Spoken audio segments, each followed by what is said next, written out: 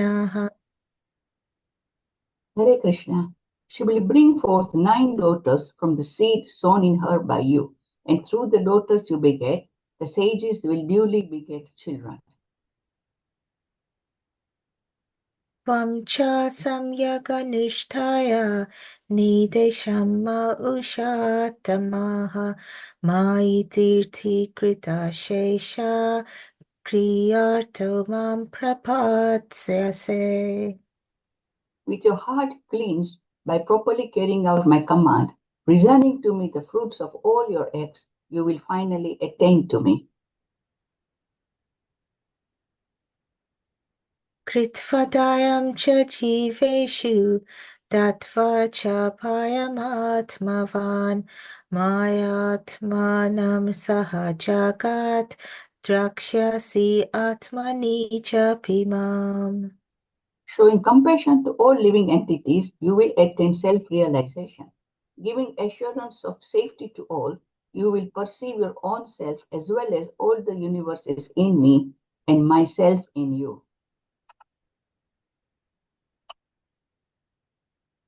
Sahaham swam sakhalaya tvatviryena mahamune tava kshetre devahutyam pranesya tattva samhitam. O great sage, I shall manifest my own plenary portion through your wife Dehuti, along with your 9 daughters, and I shall instruct her in the system of philosophy that deals with the ultimate principles or categories. Maitra uvacha evam tam anuphasyata bhagavan pratyagakshajaha jagama bindu sarasaha sarasvatya prarishitat. Maitreya went on, thus having spoken to Kardama Muni, the Lord, who reveals himself only when the senses are in Krishna consciousness, departed from the lake called Bindu Sarovar, which was encircled by the river Saraswati. Nirikshatastasya yavavashesha siteshvarapishtutat sitamarga akarnayan patraratendra pakshar ucharitam stomam udirna sama. While the sage stood looking on, the Lord left by the pathway leading to Vaikuntha, a path exalted by all great liberated souls. The sage stood listening as the hymns forming the basis of the Samveda were vibrated by the flapping wings of the Lord's carrier Garuda. Atha samprastite shukle kardamo bhagavan rishihi aste sma bindur sarasi tam kalam pratipalayan. Thus, after departure of the Lord, the worshipful sage Kardamba stayed on the banks of the Bindu Sarovar, awaiting the time of which the Lord had spoken.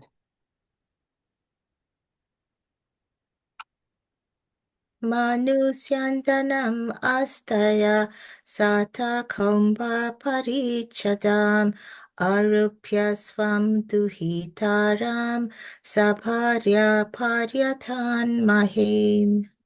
Swayambhu Manu, with his wife, mounted his chariot, which was decorated with golden ornaments. Placing his daughter on it with them, he began traveling all over the earth.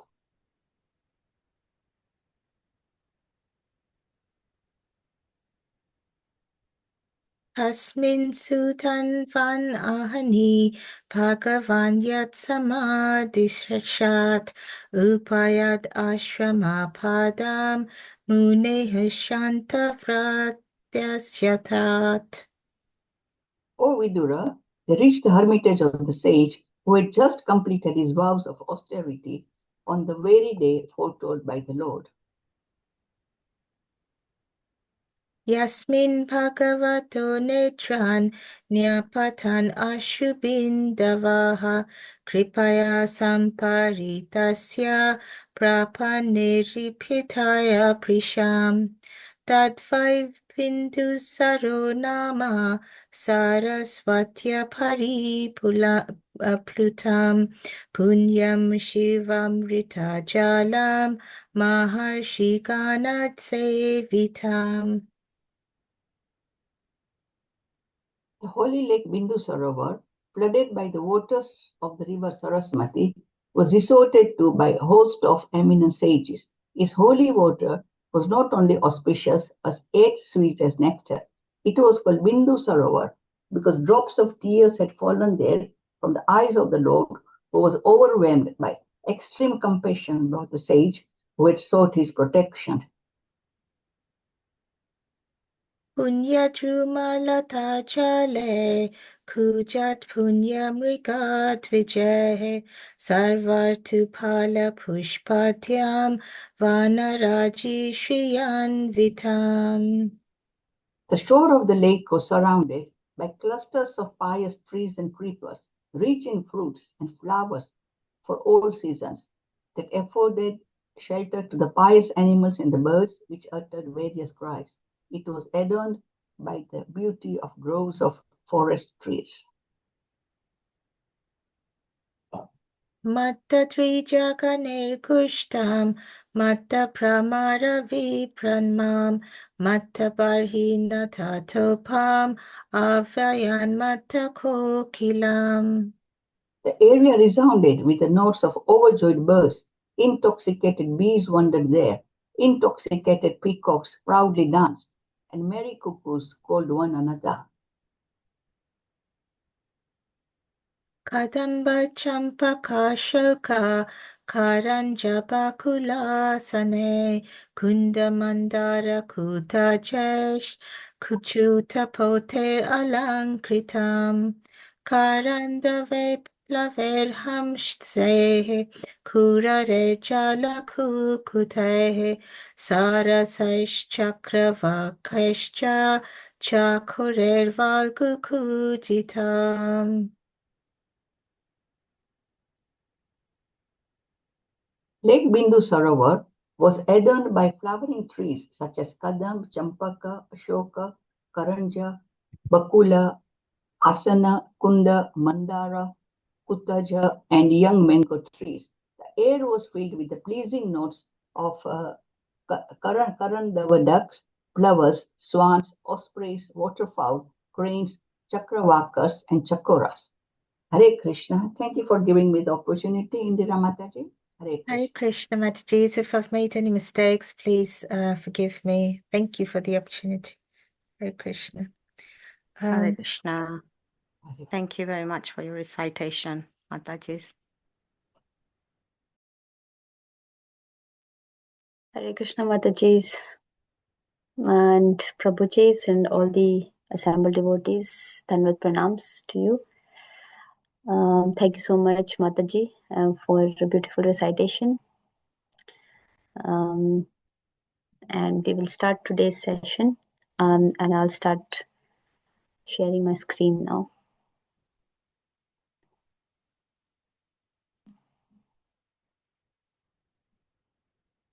Okay. So today we are going to read chapter 21 of Srimad Bhagavatam, Canto 3, the status quo, which is the conversation between Manu and Kardama. Yeah. Before doing that, let's do some prayers. Granthra Srimad Bhagavatam's nectar. Let's do prayers before reciting Srimad Bhagavatam. Om Namo Bhagavate Vasudevaya. Om Namo Bhagavate Vasudevaya. Om Namo Bhagavate Vasudevaya. Narayanam Namaskrityam Naram Chaiva Narottamam Devim Saraswatim Vyasam Tato Jayam Udirayet. Shrinivatam Swakatha Krishna Punya Shravana Kirtana हृदन्तस्थोय भद्राणि विधुनोति सुहृत्सताम् नष्टप्रायेष्वभद्रेषु नित्यं भागवत सेवया भगवते उत्तमश्लोके भक्तिर्भवति नैष्टिकी। ॐ अज्ञानतिमिरान्धस्य ज्ञानाञ्जनशलाकया चक्षुरुन्मिलितं येन तस्मै श्रीगुरुवे नमः। मूकं करोति वचलं पङ्गुं लङ्घयते गिरिं यत्कृपातमहं वन्दे श्रीगुरुं दीनतारणं। हरे Krishna Krishna Krishna Hare Hare Hare Ram Ram Ram Hare Hare.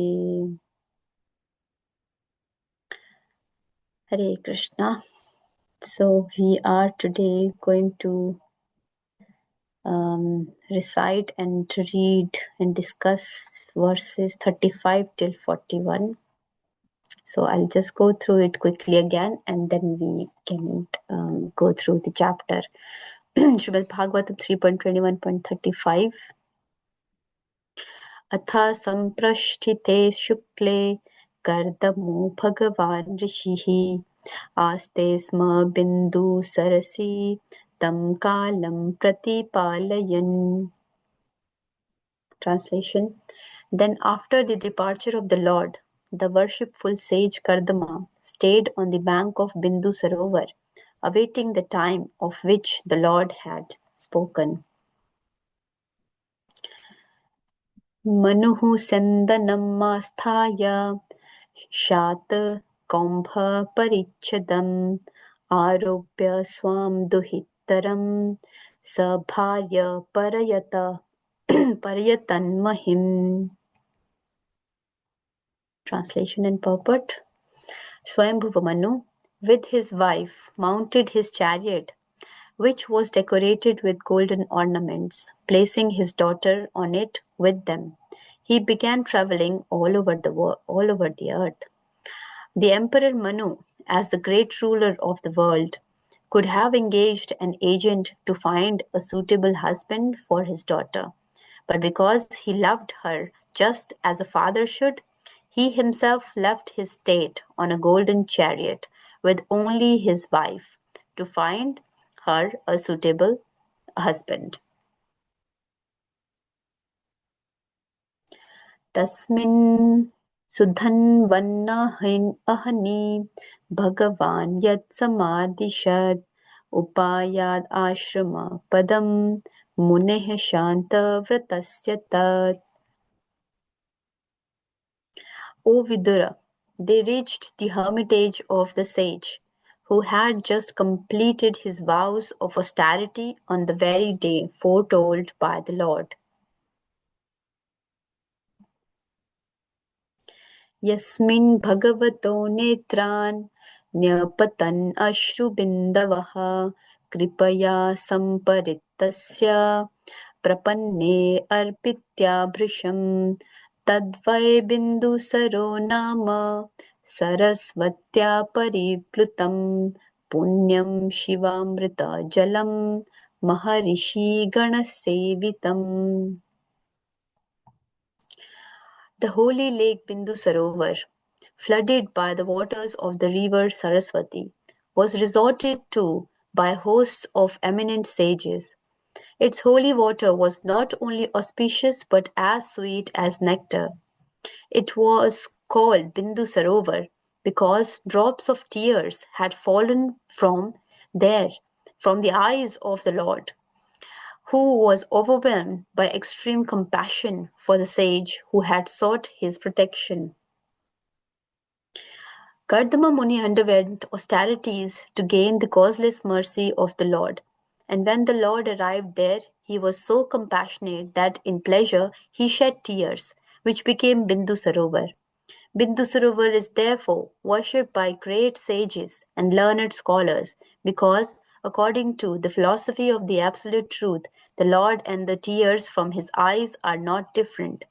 Just as drops of perspiration which fell from the toe of the Lord became the sacred Ganges, So teardrops from the transcendental eyes of the Lord became Bindu Sarovar. Both are transcendental entities and are worshipped by great sages and scholars. The water of Bindu Sarovar is described here as Shivamrita Jala. Shiva means curing. Anyone who drinks the water of Bindu Sarovar is cured of all material diseases. Similarly, anyone who takes his bath in the Ganges also is relieved from all material diseases. These claims are accepted by great scholars and authorities and are still being acted upon even in this fallen age of Kali.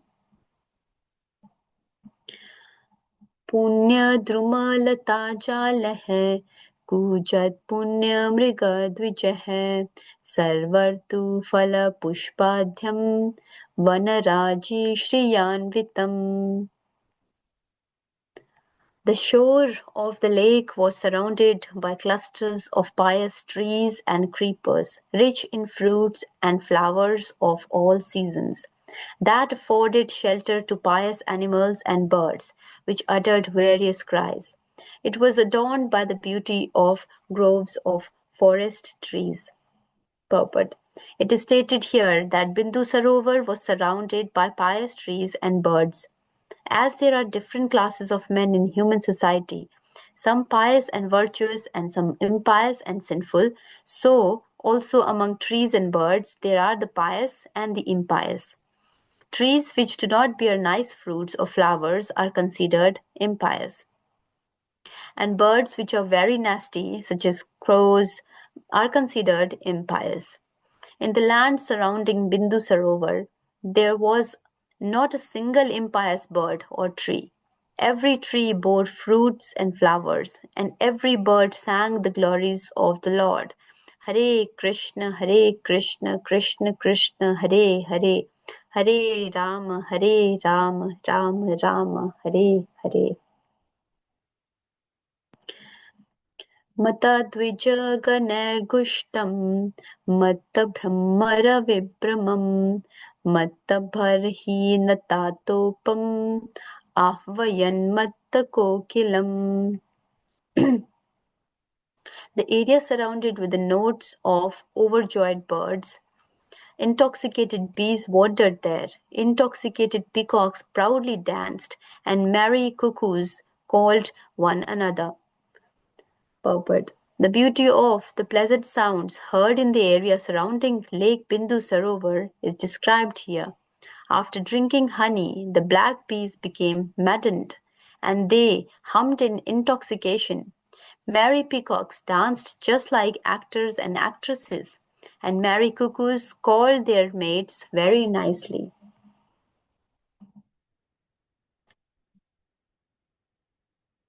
Hare Krishna. ॐ अज्ञानतिमिरान्धस्य ज्ञानाञ्जनशलाकया चक्षुरुन्मिलितं येन तस्मै श्रीगुरुवे नमः. श्रीचैतन्यमनोभीष्टं स्थापितं येन भूतले स्वयं रूपः कदा मह्यं ददाति स्वपदान्तिकं. वन्देऽहं श्रीगुरोः श्रीयुतपदकमलं श्रीगुरून् वैष्णवांश्च श्रीरूपं साग्रजातं सहगणरघुनाथान्वितं तं सजीवं साद्वैतं सावधूतं परिजनसहितं कृष्णचैतन्यदेवं श्रीराधाकृष्णपादान् सहगणललिता श्रीविशाखान्वितांश्च. हे कृष्ण करुणा सिन्धो दीनबन्धो जगत्पते गोपेश गोपिकान्त राधाकान्त नमोऽस्तुते. तप्त काञ्चन गौराङ्गी राधे वृन्दावनेश्वरी वृषभानुसुते देवी प्रणमामि हरिप्रिये. वाञ्छकल्पतरुभ्यश्च कृपा सिन्धुभ्य एव च पतितानां पावनेभ्यो वैष्णवेभ्यो नमो नमः. जय श्री कृष्ण चैतन्य प्रभु नित्यानंद श्री अद्वैत गदाधर श्रीवासादि गौर भक्त वृंद. हरे कृष्ण कृष्ण कृष्ण हरे हरे, हरे Ram Ram Ram Hare Hare. Hare Krishna. Thank you. So very interesting chapter, and the whole Bhagavatam is interesting with so many pastimes of the Lord and various glories of his devotees and dealings of his devotees with each other and with him is glorified in Bhagavatam, and that's why hearing Bhagavatam more and more gives us more actually removes all the material contamination from our heart and makes us become more grounded, humble, dedicated, and more devoted to the Lord. And we forget about all our worries. And each chapter and each canto has, each chapter actually, and each verse has something to learn, and that we can apply in our own lives, day-to-day lives. And this story, this pastimes also has got so many lessons. We will see today what actually why this pastime came and what Krishna is trying to teach us through these pastimes. So here we can see, if I've just opened the whole chapter so that we can actually get an idea what happened before, and we read the verses 35 to 41. So Vidura is actually here in text 1, we can see Vidura is saying that the line of Swayambhuva Manu was most esteemed, O worshipable sage, I beg you, give me an account of this race whose progeny multiplied through sexual intercourse. So we can see that it's Vidura is asking these questions, conversation is going on. And Prabhupada says in the purport that regulated sex life to generate good population is worth accepting. And we all know that we follow what Vedic scriptures and what is prescribed in the scriptures is that there should be regulation in sex life also, and it should only be utilized to generate good population. And that is the verdict of the scriptures. And that's why the first sentence only Prabhupada mentioned in the purport. But actually Vidur here was not interested in hearing the history of persons who merely engaged in sex life. He is asking this question, but look at the intention of why is he asking and what he actually want to inquire. He was interested in progeny of Swayambhuva Manu because in that dynasty good devotee kings appeared. So that's why it is good devotees for a good devotee to take birth in this world. We have to make our consciousness also good, both parents, and how to choose a partner, how should be our consciousness, what should be our desire in a married life also, and how should we approach the Lord. All these things are actually explained here. So that's why here it is mentioned that Swayambhuva Manu actually had very, very good, under his lineage, he had very good devotees that came up. And here Prabhupada says that very good devotee kings appeared who protected their subjects very carefully with spiritual knowledge. So very good devotee kings means not the kings like we see in this material world these days, or kings, or we can say so-called politicians, or whoever leads the countries, or however the world is led by these people.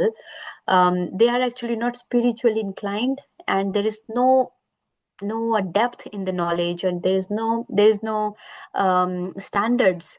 They're not following the spiritual standards. They don't want to know about the Lord, and whatever decisions are taken, they're not based on the instructions of the Vedas or instruction of the Lord. And no one is following Manu Samhita. Manu Samhita is actually a guideline for Manushya to follow, to lead a happy life, or we can say so that we know how to follow our duties and go back to Godhead. But no one follows that. Everything is so polluted and just taken away from the real purpose. So this one line only tells us about everything, that Vidura is inquiring that how Swayambhuva Manu populated the world, and he had so many good devotee kings, and who had this spiritual knowledge, who had carefully they saved this and they propagated it. That's why they were good devotee kings. And the kingdom was all happy, all prosperous, happy. Not these four regulative principles were also followed in a way. But now we know that with the passage of time and the yugas, and as Kali Yuga approached, it got broken down. So by hearing the history of their activities of these devotees and kings who appeared in this era, in that Swayambhuva Manu time, therefore one becomes more enlightened.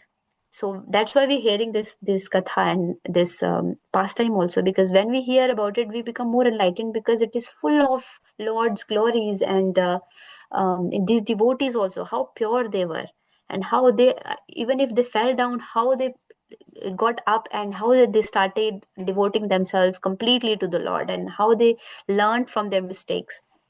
That is all everything is there, which is actually useful for ourselves also to read and make ourselves more pure and dedicated to the Lord, and we can also become more enlightened. An important word used in this conjunction is param sammataha, which indicates that progeny created by Swayambhuva Manu and his sons was approved by the great authorities, like we said before. In other words, sex life for creating exemplary population is acceptable for all sages and authorities of Vedic scripture. So very important point here. Even in the first verse itself, it tells us a little bit about what the whole pastime is going to be about. Like how should we approach this our ashrams also, and what should be the purpose of a spiritual marriage, and how should the progeny be created, and what is the reason for creating the progeny also, and what examples they should set, and how actually this particular varnashram and grihastha ashram also is going to take us back to Godhead. So that is actually what is mentioned gradually as we go ahead. We will see in the following verses that what is the pastime. So if we go down to yes, here the great sage Maitreya replied when Vidura is asking these questions. What he's saying: commanded by Lord Brahma to beget children in the worlds, the worshipful Kardama Muni practiced penance on the bank of river Saraswati for a period of 10,000 years. So he's now explaining the how was the earth populated, or how was the world populated. So it was on the command of Lord Brahma, because Lord Brahma is the secondary creator. So he was given the responsibility to populate now. So Lord Brahma, obviously he populated through his sons, like his sons and the Manus, and then again how it expanded from the Manus also. That is the story, and that is how the Bhagavatam actually follows then up to the cantos. So commanded by Lord Brahma to beget children in the worlds, the worshipful Kardama Muni practiced penance on the bank of river Saraswati. So because he was instructed by the father, we can see that in our earlier times how the commands were followed of the higher authority, of our fathers, of our seniors. We used to spend our life, or we can say we used to get a direction through the parents or through the gurus, and that is how we used to spend our lives. We knew what is the aim, what I need to do. So nothing was done without any instruction. So everything was instructed, and then it was followed. So it was by the command of Lord Brahma, who was actually commanded by Krishna himself to create. The Kardama Muni then started practicing on the bank of Saraswati for 10,000 years of that time. And during that period of penance, the sage Kardama, by worship through devotional service and trance, propitiated the personality of Godhead, who is quick bestower of all blessings upon those who flee to him for protection. So Kardama Muni practiced it for the devotional service, and practiced the penance for 10,000 years, and because he wanted to glorify, he wanted to please the Supreme Personality of Godhead, so that he could start this he could follow the instruction of Lord Brahma, who asked him to beget children, populate the world. So then Kardama Muni knew what is the instruction. He started working on it and started meditating on the Lord, just not for his own sense gratification, but because he was instructed. And then we will see that in Satyuga, the lotus-eyed Supreme Personality of Godhead, being pleased, showed himself to that Kardama Muni and displayed his transcendental form, which can be understood only through the Vedas.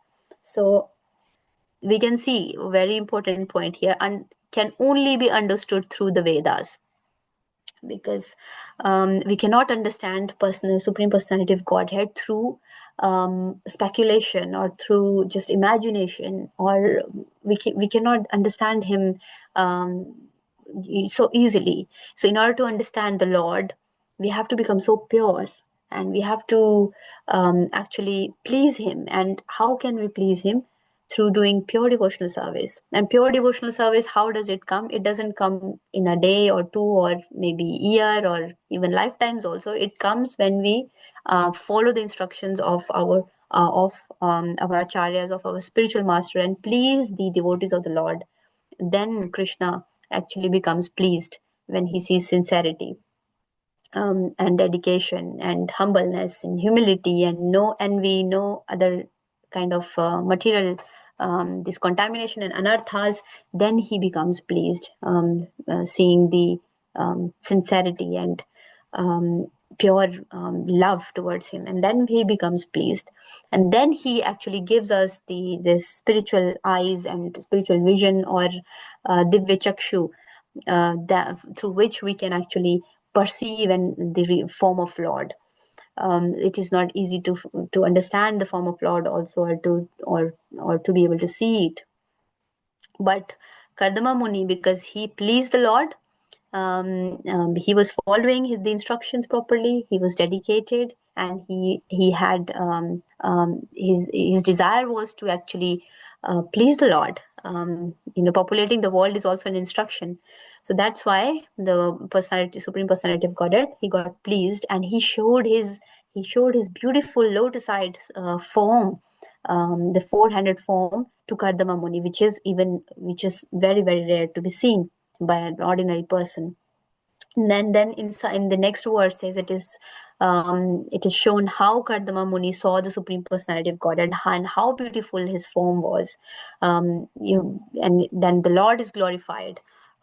His forms are glorified, and how he looks like. He's so beautiful. He's in his eternal form, effulgent like the sun. His form is as effulgent like the sun, wearing a garland of white lotuses and water lilies. This is how he was looking like. The Lord was clad in spotless yellow silk, and his lotus face was fringed with slick, dark locks of curly hair. So we can see how beautiful Lord would have looked when he showed his form to Kardama Muni. Beautiful form. Then we can see the features. We can see Lord's features through these verses. Actually, we can see Lord's form through these verses, through these pure verses. Adorned with the crown and earrings, he held his characteristic conch, desk, mace in three hands, and white lily in fourth hand. So 4 hands, and he's holding a conch, desk, mace, and a white lily. And then he's here, very beautiful crown. He's got curly hair. He's got earrings. He's got these weird garlands, white lotuses and water lily garlands, silk, spotless yellow silk cloth, and he's got this beautiful effulgent sun-like form. And then we can even see he glanced about in a happy, smiling mood, whose sight captivates the hearts of all devotees. And then he smiles. He gives smiles to Kardama Muni because he's pleased. Then we can see the special features of the Lord, that golden streak on his chest, that we know that it's very particular to Lord Vishnu only. And the famous Kastaba gem suspended from his neck, which is also found in Lord Vishnu.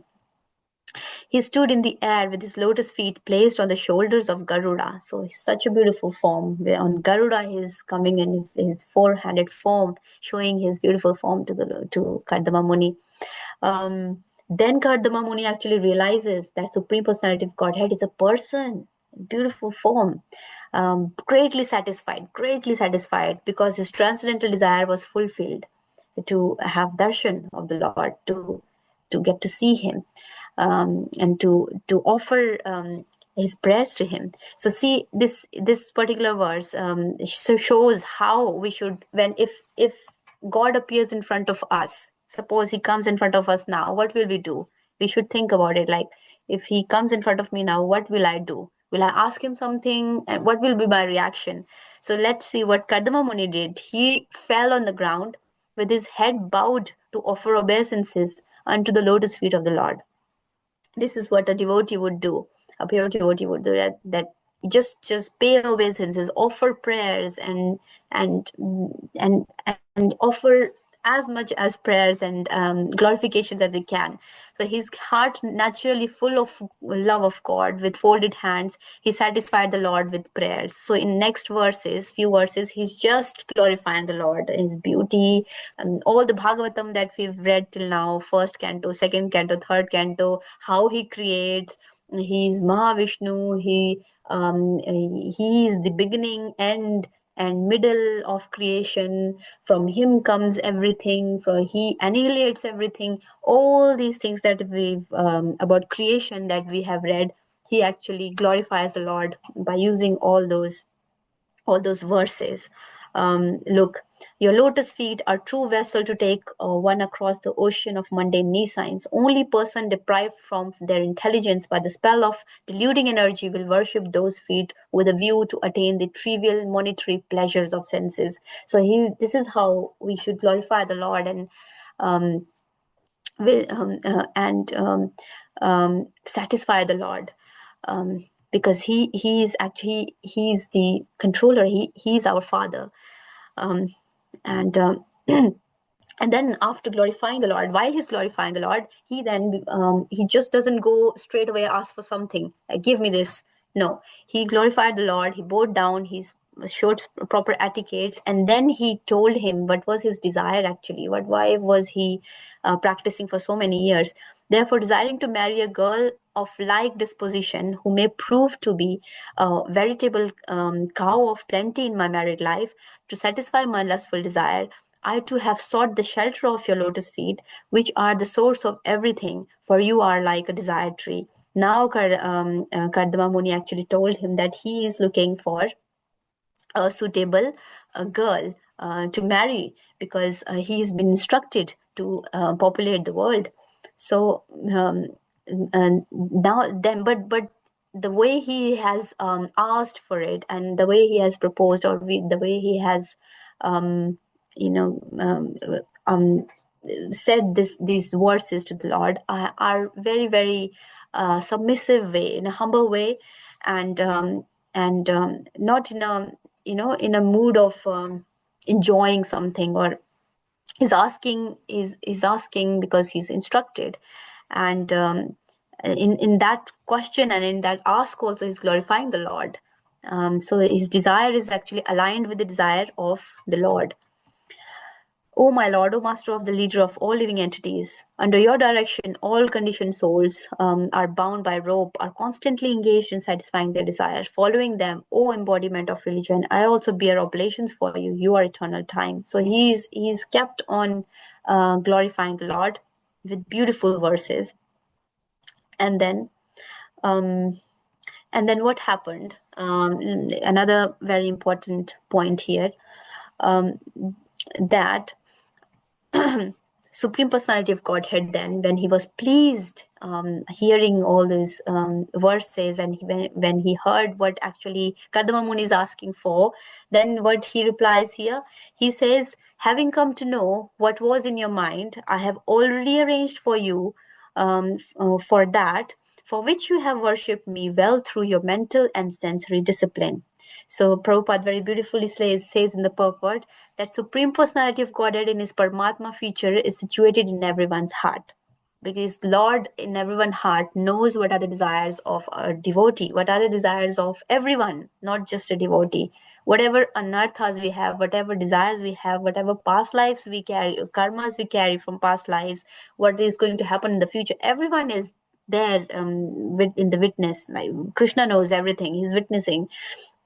So Prabhupada is saying that he therefore knew the past, present, and future of every individual person, as well as his desires, activities, and everything about him. So it is stated in Bhagavad Gita that if he is seated in the heart, as witness.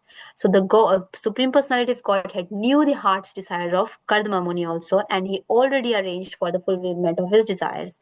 He never disappoints the sincere devotee. He never disappoints a sincere devotee, regardless of what he wants. But there's a twist here. But he never allows anything which will be detrimental to individual's devotional service. He knows that this devotee is so sincere, and this is his desire. But if he knows that this desire is not good for him, it's going to harm his bhakti, it's going to harm him, and it's going to entangle him more in Maya or in this world, then actually he doesn't allow those desires to be fulfilled. He never allows anything which will be detrimental to the individual's devotional service. Sometimes we think that I'm practicing for so many years, I'm so dedicated, I'm so sincere also, I've never done anything bad to anyone, but I just asked this little thing from Krishna, but why is it not happening? We get frustrated, or why does this happen to me? But we don't know what is the plan. Why didn't that happen? Why didn't we get that thing? Because that wasn't good for us. Just like a father knows what is good for the child or not, he'll stop him from going in the wrong place and playing in the mud or something like that. In the same way, Krishna knows that this is my sincere devotee. He should get encouraged to do something better, not on the lower taste but the higher tastes.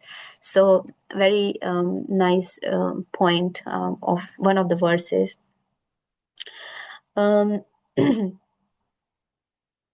Yes, and another very nice verse here. The Lord continued, "My dear Rishi, O leader of the living entities, for those who serve me in devotion by worshipping me, especially persons like you who have given up everything unto me, there is never any question of frustration." Yeah, so Krishna say, and we have seen in Bhagavatam also, in Bhagavad Gita, and we've heard so many times also that a pure devotee actually never gets affected by any ups and downs and different challenges in their life, because he knows that it's Lord Hari's. If he is deciding this in my life, there must be something good for me. And they never complain about anything. They never get frustrated, and they just accept everything as Lord's mercy on them. Actually, there is a verse which says that Prabhupada says in the purport that this is how a devotee should think, that if something bad happens to them, they should take it as a reaction from their own karma from the past life. But if something good happens to them, they should actually be grateful to the Lord that because of them they're receiving so much mercy. So this is how a devotee's, a Vaishnava's thoughts should be, and their outlook about life should be. And if we keep thinking like this, we will actually not get frustrated. We'll not blame anyone. We'll not create more karmas, blaming our people around us, blaming our environment, blaming each other, or anyone. So we will actually be satisfied that this is something that Krishna knew that I should have, I deserved, because I must have done something. But now look, he's even in this situation, I'm able to chant his name. I can hear the Harikatha, I can speak, I can sing. So all these activities I'm still able to do. But there is one more important thing, to not judge others also. This is for ourselves only. For me only, I have to think that this is my own karma. but look, Krishna gave me so and so and so, and if something good happens, I should not get puffed up. I should just be humble that it's Krishna's mercy. He can actually even take it away at any 1 second. So I should remain humble. But when we see someone else suffering around us, we should not think that, oh, this person must have done something bad in their past lives, so they're suffering. This is not applicable. We have to, that's how the dealings are actually seen. When we don't have to judge others, we have to do our part by helping them, by supporting them, and that is our karma towards them. So we don't have to spoil that relationship, and we have to support them. We don't have to judge them, and we have to see it as a opportunity that Krishna gave us to support someone else. So instead of judging them, we have to become empathetic. That is our karma. That is our duty. So yeah, no question of frustration. And another very important words that Prabhupada used here in the purport about this being same in happiness and distress, is that those who engaged in service, those engaged in his service are called Sakam and Akam. So we all are like engaged in Krishna's service in different ways. So there are two kind of people, Sakam and Akam. So he says Sakam are those devotees who have no material desires for sense gratification, but serve Supreme Lord out of, Sakam, those who approach the Supreme Personality of Godhead with desires for material enjoyment are Sakam. So they approach the Lord, but with desires. But it's still better than not approaching the Lord, is to approach the Lord, even if it's with material desires. And there is a verse in Bhagavatam again, which says that even if you have material desires, even if you don't have material desires, still you should worship Lord Krishna. Even with material desires also we are approaching, still we should approach Lord Krishna. And to expand these devotees, Sakam devotees or Sakam people, we would say, who approach Lord but with some desires, there are 4 types. What are those 4 types? In further, first one is those people who are in distress. They approach. Sometimes we are very frustrated, something really bad happened, and then we actually realize that there is a higher power and we should go and chase, and we should go and ask our questions. But that is also good realization, that after having all those distress situation, actually we surrendered and we realized that we should go to the Lord. So that is also not bad, it's better. The second kind of people, those in the need of money. So yes, there are people who are struggling financially also, or not just money, just doesn't just mean money, but it can also mean something higher, like I have this but I need more, or sense gratification, or any kind of material desires that will also come under money, need of money. The inquisitive and the wise. So there's one who is inquisitive, who just want to know, who wants to know who is Lord, how does he look, like they have these kind of questions about Lord, about God. So there are people we see that they come to the temple, they read Bhagavad Gita, and then they want to know more. Or some people, they come from other background, Buddhism, Sikhism, and then they want to know different religion, or they want to know God in different religions and all. They're also inquisitive. And then the wise and inquisitive. There is one actually who just want to gain knowledge, but there is no intention to actually know the Supreme Personality of Godhead. So these are different types of 4 types of devotees who come under the Sakam category. And Akam then comes who have no material desire for sense gratification, but just to spontaneously love Supreme Personality of Godhead. So Prabhupada is saying in this purport also that there is no frustration for any of these 4 classes of men. Each is endowed with the desired result of his worship. So even if we approach Lord with these 4 material desires, and even if we come under Sakam category, that is also not a loss. But that is obviously that is not our aim. We have to improve with time. So Lord has shown his form And Kardama Muni has expressed his humbleness. He's glorified the Lord. He's asked his desire also, expressed his desire also. Now Lord has actually told him that he's very, very happy. He was very pleased seeing his devotion. And then he said that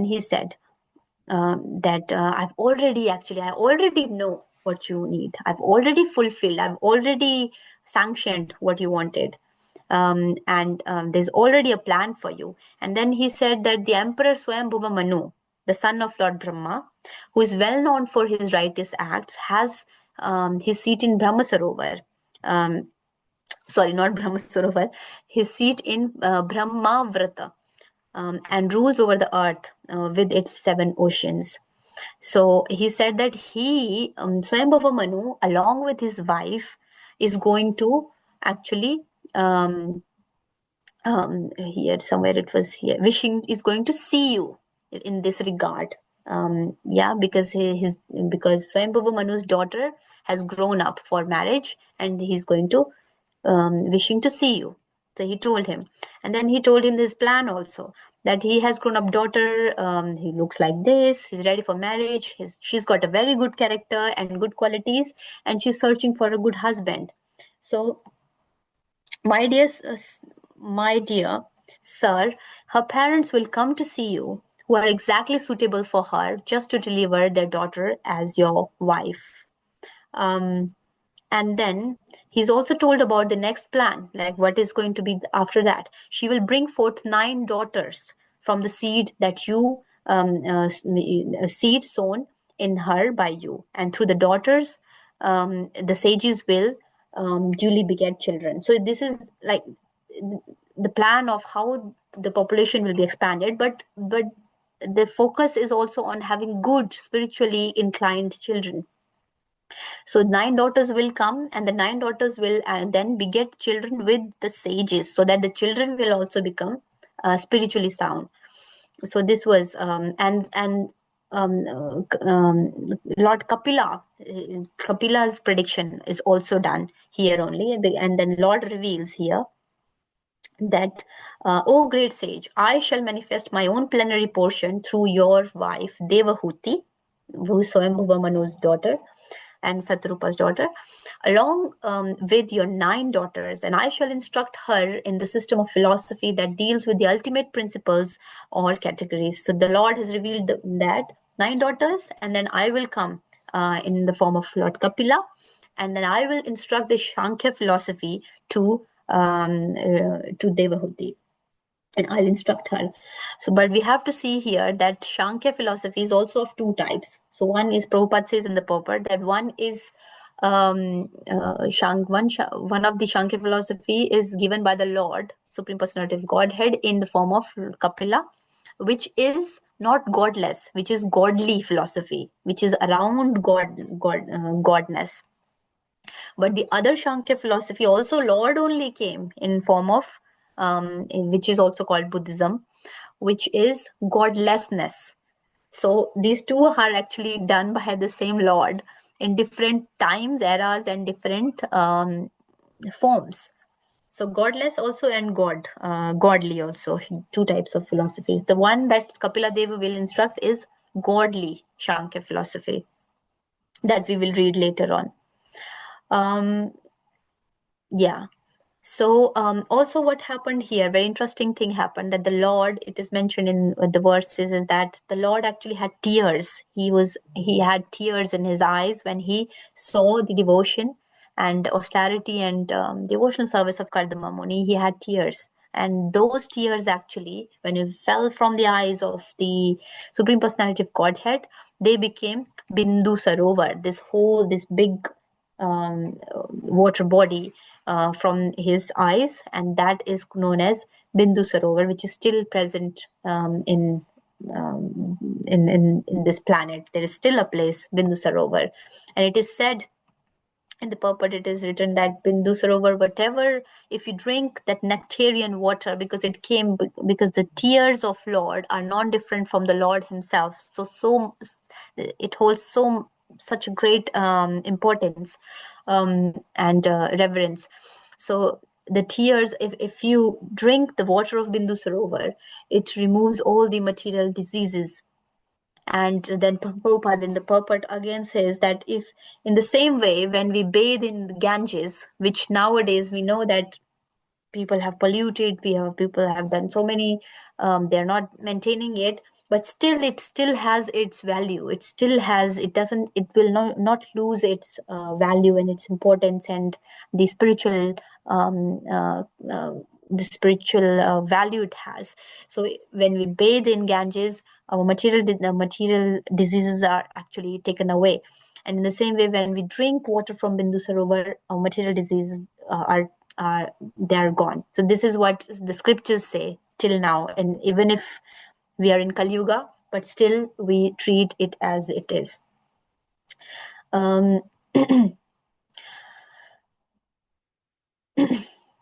So these were the verses actually we were going to discuss. And because before we could do these verses, we want to know what actually happened in the past, but how did we reach this conclusion?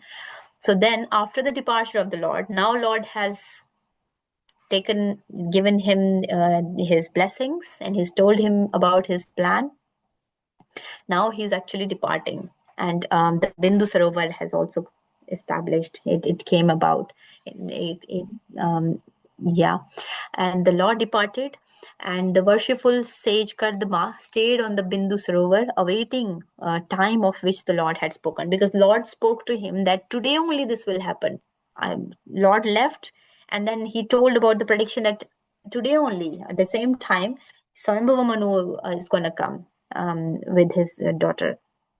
So Swayambhava Manu with his wife mounted his chariot, which was decorated with golden ornaments. Placing his daughter on it with them, he began traveling all over the earth. So Swayambhava Manu, a very important point that I wanted to cover is that in those times also, it was the parents who used to themselves used to look for the groom or look for a bride or a groom for their children, marriageable age children.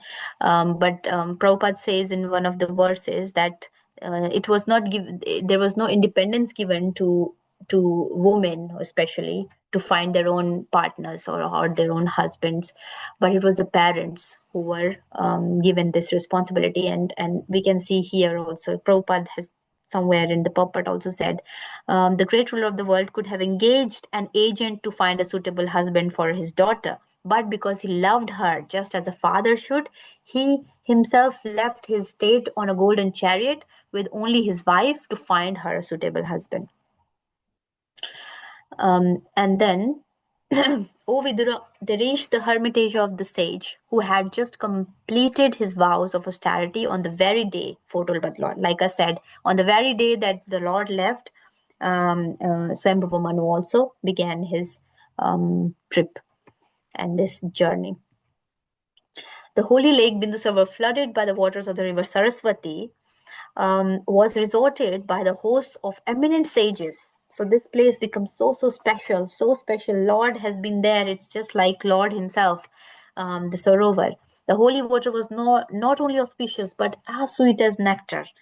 It was called Bindu Sarovar because drops of tears had fallen from the eyes of the Lord, who was overwhelmed by extreme compassion for the sage who sought his protection. So anyone who drinks water of Bindu Sarovar is cured of material diseases, like I said. Similarly, anyone who takes his bath in the Ganges is also relieved of all material diseases. These claims are accepted by great scholars and authorities and are still being acted upon even in the fallen age of Kali Yuga. And finally, they're telling how it looked like, how that place where this pastime happened, how beautiful the place itself became, that the shore of the lakes were surrounded by clusters of pious trees and creepers, rich in fruits and flowers of all seasons, that afforded shelter to pious animals and birds, which uttered various cries. It was adorned by the beauty of groves and forest trees. So So the purport also says that there are different type of, in trees and birds also, in animals and various other species also, there is pious and impious. There are also like demons, demigods, good men, bad men. There is also everything has these distinctions. So pious trees and birds, and impious trees and birds. But this place, this holy place, had all accumulated good animals and pious animals, good melody, beautiful trees who would bear fruits, and beautiful flowers will come out, and everyone got a shelter. All the animals and birds, they got shelter to stay in that place, in that forest. As there are different classes of men in human society, some pious and virtuous and some impious and sinful, so also among trees and birds there are pious and impious. Trees which do not bear nice fruits or flowers are considered impious, and birds which are very nasty, such as crows, are considered impious. In the land surrounding Bindu Sarovar, there were not a single impious bird or tree. Everything was, like I said, everything was beautiful, decorated, and very lively, full of life and full of auspicious signs. Every tree bore fruits and flowers, and every bird sang the glories of the Lord. Hare Krishna, Krishna Krishna, Hare Hare, Hare Ram, Ram Ram, Hare Hare. And then the last verse, the area resounded with the notes of overjoyed birds. Intoxicated bees wandered there, intoxicated because proudly danced, and merry cuckoos called one another. So here, intoxication doesn't mean the intoxication that we hear about alcohol and all those things. No, intoxication with love, overjoyed birds, bees wandered here and there, peacocks proudly danced, and merry cuckoos called one another. So cuckoo called one another. The beauty of the pleasant sounds heard in the area surrounding Lake Bindu Sarovars is described here. The pleasant sounds also heard there. After drinking honey, the black bees became maddened, and they hummed in intoxication. Merry peacock danced just like actors and actresses, and merry cuckoos called their mates very nicely. So we can see wherever Krishna is, wherever Krishna Katha is, wherever Krishna name is, anything related to Krishna's paraphernalia, Krishna's pastimes, Krishna's names, Krishna's kirtan, that place becomes overjoyed. Everyone becomes ecstatic at that place, and then they naturally feels happy. I feel like dancing, chanting, singing, and there's a natural love and security and safety felt at that place where Lord's pastime has happened. At that place becomes completely out of defect and completely pure. And the trees start bearing fruits and flowers, the animals start dancing, everyone's staying together in harmony, no fights, no nothing. So this is the impact of Lord's even little touch in that place can make that completely pure. So after that, we're going to see next in few days what happens after that, how Kardama Muni meet Devahuti, what happens and how it goes ahead, and how Kapila Dev comes, and a lot of stories and a lot of learnings from this whole chapter. Yeah. Hare Krishna. With that, I'll stop. If you have any questions, realizations, and thoughts, please do share. Hare Krishna.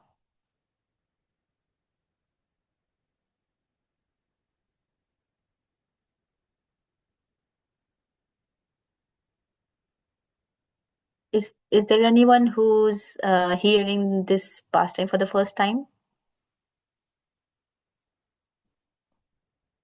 Or who's reading for the first time this chapter? Yes, Mataji. Hare Krishna. Hare Krishna. Yes, Mataji, I'm also hearing for the first time. I mean, I have read once, but I never heard from someone speaking about it. And this is Yes. so awesome, so wonderful, Mataji. You have made it as if we are also in that area, like how it's so beautifully explained, Mataji, with all these animals and everything. So beautiful. Yes, Mataji, one of my favorite pastimes also, because it tells us so many, like as we go ahead, we'll see how material attachments can actually distract us then, and how just a little material desire can actually entangle us completely, and then we can completely forget about the God and about our purpose. This is what's happening to us also. We came here for little, because used our little independence. We got entangled for years and years, and now we've entangled for so many lifetimes here, and the desires will not stop. They keep on growing, and then we make more karmas, more offenses, more sins. We keep coming back, and then the cycle never ends. So here actually we will see how how the world was populated, and what does it actually mean to get entangled, and how, and it all starts from, actually we'll see now that after this population, this desire to, and have more progeny can actually also entangle us. So, but if it is it is dovetailed towards Krishna, towards satisfying Krishna, then actually it can be purified. So it's easy said than done, because to apply it in our real lives, we have to be very, very careful also not to jump and skip the natural process also. So it's also important to be in harmony with the family.